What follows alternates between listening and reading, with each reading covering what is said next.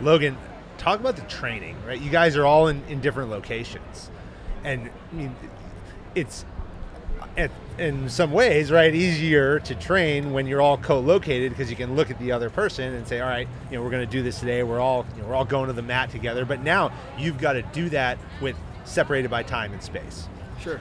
How did you guys come up with a training plan that was going to keep you and develop you as a cohesive unit, but do that while you were separated? I think with us having the individual background, all four of us do, it was a little easier to be separated and be able to kind of attack those things. The times that we did were able to get together, it was a lot of exposure to what you were good at and what you're not good at. So it's pretty easy, I feel like, for us, maybe just a personality trait to take back home and absolutely hammer them so you're not letting other people down.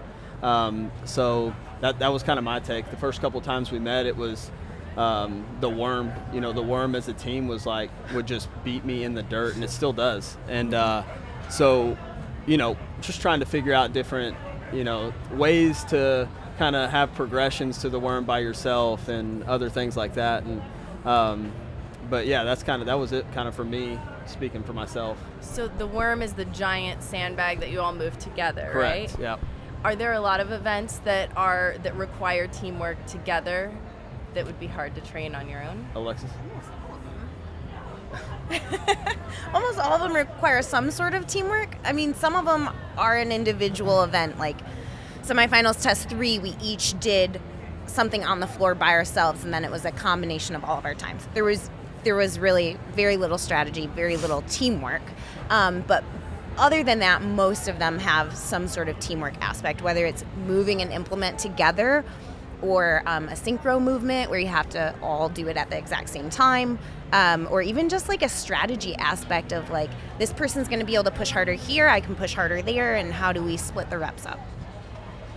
I'm going to be biased here for a second, okay, because I can be, because I'm sitting here in front of the Army truck. The Army recently brought back Be All You Can Be. When we talk about Be All You Can Be, we're talking about how do we look at ourselves and say, I want to be the best version of myself, and that might be different for every person. And that's important when we talk about individuals. But what I'll also tell you is that the Army, especially in special operations, we're built on shared suffering. CrossFit is built on shared suffering. The community aspect that comes from just doing something really shitty next to somebody else, and then being able to look at them and saying, that sucked. And I may not have even known you a few minutes ago, but tomorrow I'll take that bullet for you all day long. Right? Talk about the evolution of that for you guys. Logan, you mentioned that you start integrating some of these hard workouts, but talk about that evolution and how you have come together as a cohesive unit. So from day one, when you got the call from Alexis and said, I want to do this, to being here today, ready to go into the gauntlet.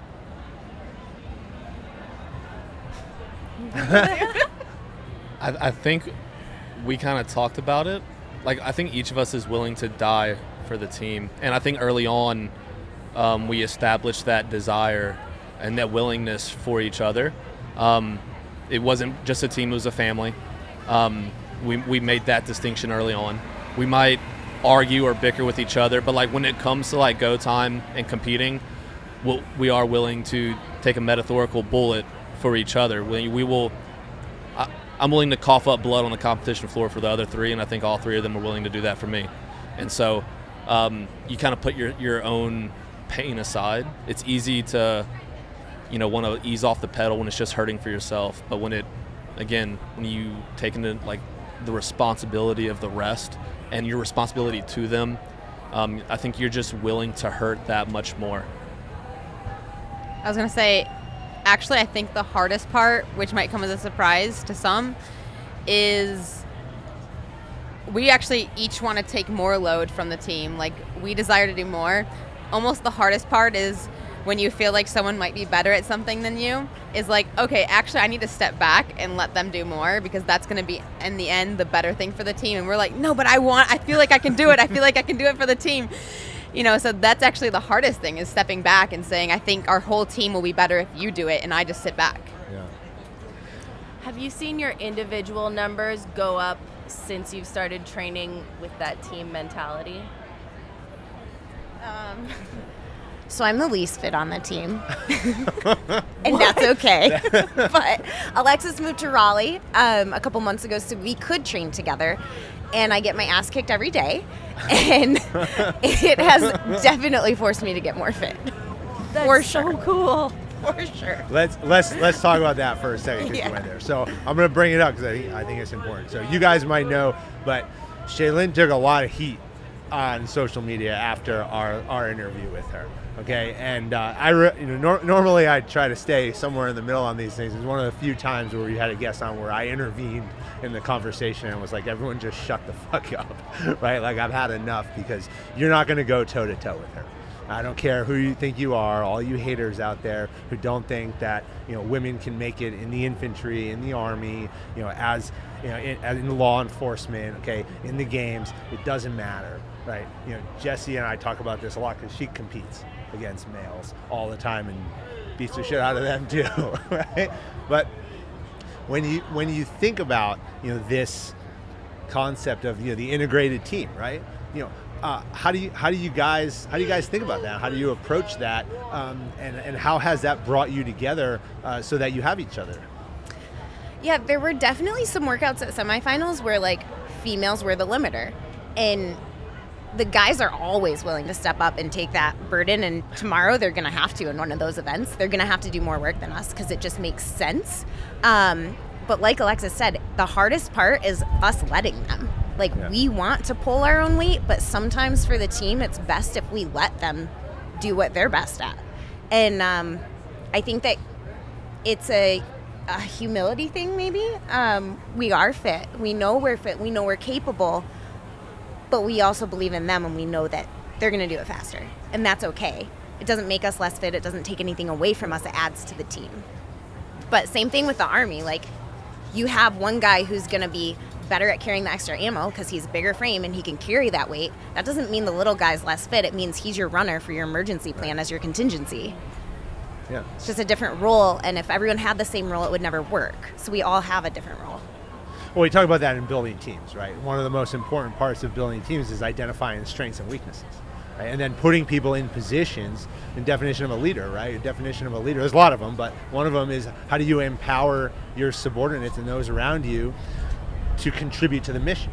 And part of that is identifying what they're good at and what they're not at, and then bringing the resources and putting them in positions to be successful. And that's what we want to do, and that's what you guys are looking at doing. Well, since you brought it up, well, let's put you on the spot for a minute, okay? I'm going to ask you who's the best at a couple of different things. Okay. All right. All right. Who's the best gymnast? Ooh. They're all really good, not me. maybe Logan, but they're both really good too. I think Logan's the best She's gymnast. really good too, though. I mean, Alexis is very good. Not me. Okay. All right. Who's the best Olympic lift on the Olympic lifts? Shaylin. Maybe me. Okay. All right. Who's got the best aerobic cardiovascular capability? Brandon. All right. So you guys have the 5K, right? Yeah. You looking forward to the 5K? Yes, but we have to hold a rope and It's run all as a team. tethered. So I am Yeah. looking forward to it. So, like, it's going to be easy for him. Yeah. He's going to go for a jog. He's going to pull me. All right.